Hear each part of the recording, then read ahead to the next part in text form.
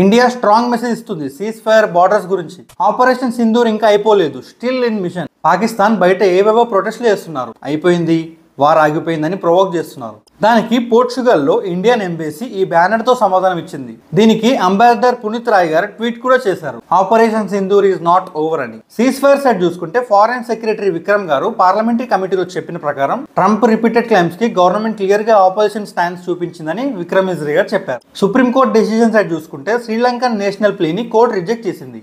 ఇండియాలో అందరూ సెటిల్ అవ్వడానికి ఫారిన్ నేషనలిస్ట్ కి ఇది ధర్మశాల కాదని చెప్పారు. 140 కోట్ల జనాల భారతదేశం ధర్మశాల కోసం లేదని కోర్టు చెప్పింది.